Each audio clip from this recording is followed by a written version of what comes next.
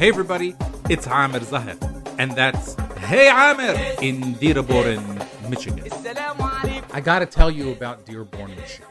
I live here, I love it. It's one of Detroit's most vibrant suburbs. As you might know, it's home to America's largest Arab community. We house North America's largest mosque, and we host the nation's only Arab American museum. It's a great American town. Both of my neighbors are named Mike. Their names aren't Mike. Mahmoud and Mustafa, but whatever. Warren Avenue, one of Dearborn's main drags, used to be a virtual ghost town, but now, thanks to decades of hard work by Arab Americans, it's one of Michigan's most economically successful corridors.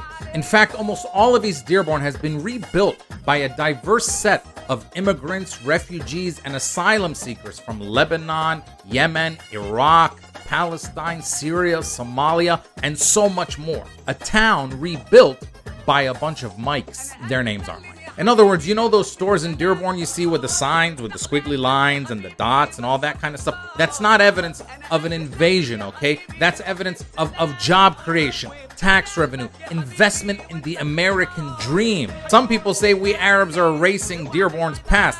That's not true at all. We're just adding to it. It's true that Dearborn has been home to other immigrant communities before we got here. It's a city with a beautiful history. Whenever I'm walking around town and I see an old church, I just stare in awe and say, that's going to be a beautiful mosque one day.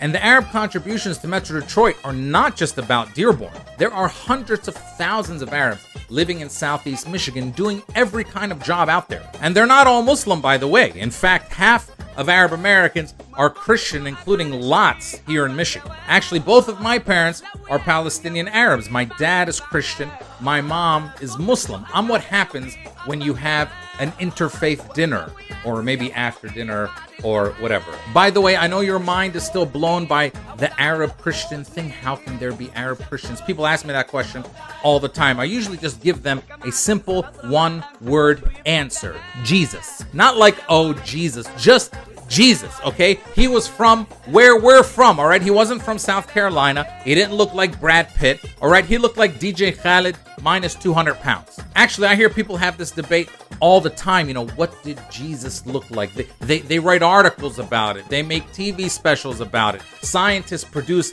these long anthropological reports about it. You really don't have to do all that. Just come down to Dearborn on a Friday night with me. We're going to see thousands of guys who were born like a few minutes away from the actual manger. I'll just be like, look, you see the guy back there slicing the shawarma? All right, his name is Mike. He looked like him. Here's the point.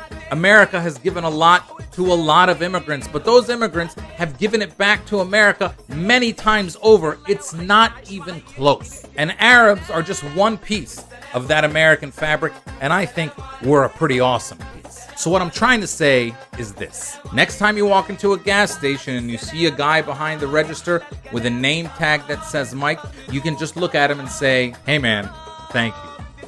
And what's your real name?